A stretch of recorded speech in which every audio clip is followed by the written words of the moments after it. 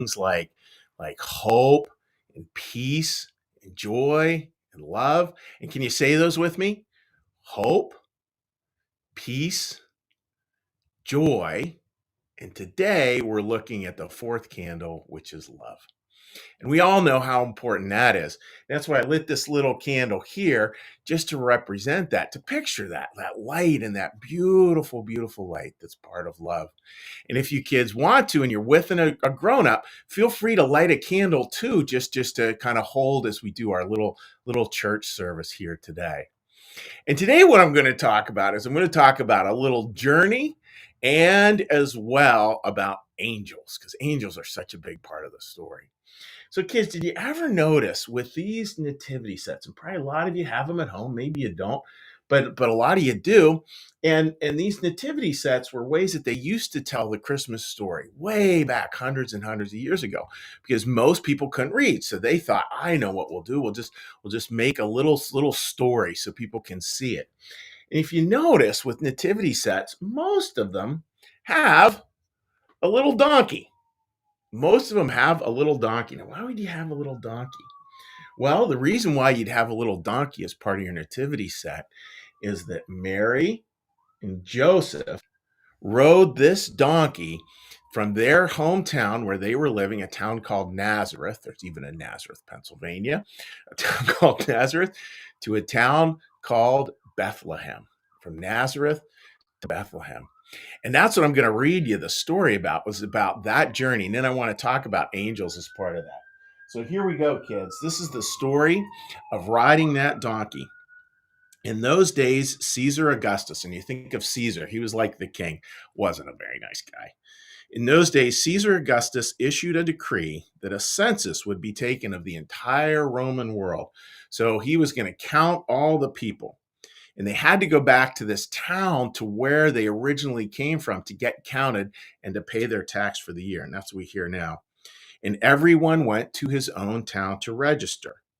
So Joseph also went from Nazareth to Judea to Bethlehem, the town of David, because he belonged to the house and line of David. David was an ancient king who actually was a good king, not a bad king. He went there to register with Mary, who was pledged to be married to him and was expecting a child. So they did this ride, and it's easy, kids, again, to think of that ride and to think, well, that's not a big deal, right? They just went from Nazareth to Bethlehem. Well, except for when you look at a map. Can you guess, kids, how far that ride was? Take a guess. That ride was 70 miles. 70 miles. Now, 70 miles today is pretty far, but 70 miles back then was really far. I mean, that was a big journey, especially if you're pregnant. If you're a mom and you're pregnant, that's really hard to do. And guess what they rode on that journey? You guessed right. They rode that donkey. Now, kids, remember donkeys. So I know a lot of you probably like to bicycle. I certainly did when I was your age. You can bike a lot. Bicycles weren't even invented back then. You could bicycle a lot faster than this donkey could walk. It would have been a long journey. It would have been days for them to get from Nazareth down to Bethlehem. 70 miles. So what do you think happened on those 70 miles? Well, this is what I think happened.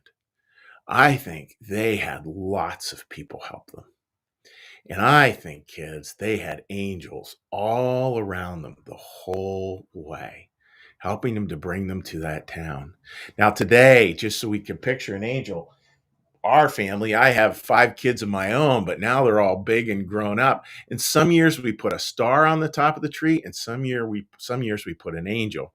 And when the kids were little, this was the angel that we would put up. And my wife pulled it out for me this morning just to show to you kids. So this was on the top of our Christmas tree forever when they were little kids. And since past couple of years we've used stars, but most years we've used this angel.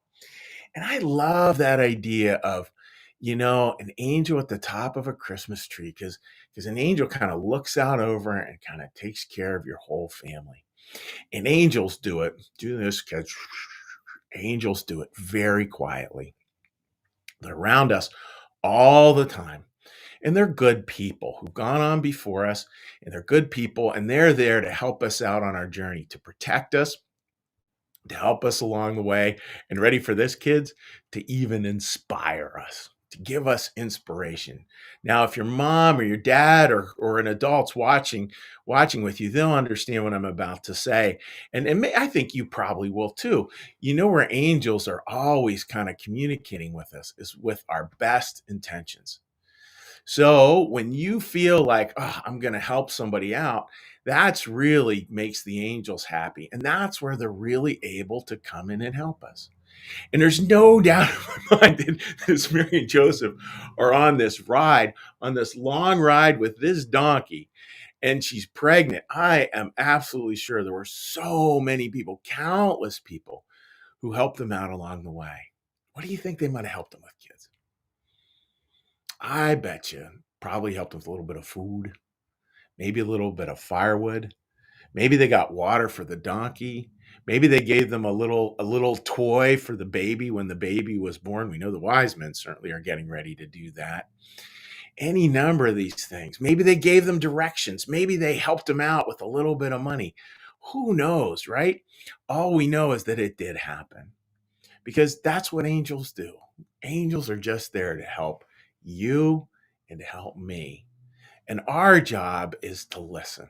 Our job is to listen to when we get stirred to help other people and know that that's where the angels can really, really help us out to be really good people and to really make a difference to people who are on a journey, people like Mary and Joseph. So, kids, that's what to think about today as we get ready for Christmas. Think about the angels around you, welcome them into your life and let them kind of connect with you around those best intentions, around those things that you really want to do to help other people, because that's what they're there to do. They're really there to help you help others. That's the job of an angel, to help you help others. That simple. So that's our Christmas thought for today, folks, as we light that beautiful light of love. And what we're going to do now I'm going to say the Our Father prayer, and then we're going to do a little blessing and wish you kids all the very best. So I'm going to say a little prayer here. Our Father, who art in the heavens, hallowed be thy name. Thy kingdom come, thy will be done, as in heaven, so upon the earth. Give us this day our daily bread, and forgive us our debts, as we also forgive our debtors. And lead us not into temptation, but deliver us from evil. For thine is the kingdom, and the power, and the glory forever. Amen.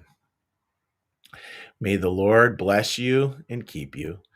May the Lord make his face to shine upon you and be gracious unto you. May the Lord lift up his countenance upon you and bring you peace and bring you home. Amen. All right, kids, wishing you the very, very best today. And just want to remind you a very special thing we have coming up on Christmas Eve. We all know when Christmas Eve is, right? The night before Christmas. We have a very, very special service. And that service begins at 5 p.m. in the afternoon. Some people will come to it in person. Some people will watch just like you are watching right now on the internet. It's going to be a wonderful service. We're even going to have pictures of some of the family. So if your family wants to send me a picture, you can go ahead and email Pastor Chuck a picture and we'll put it up as part of the service. We're going to have some kids doing the readings for the Christmas service. They're going to be doing it the whole way from Canada. How fun is that? And we're going to all celebrate together with beautiful music and a lot of beautiful thoughts. So, kids, wishing you all the very best. Have a great week, and we will see you on Christmas Eve. Take care. Bye-bye.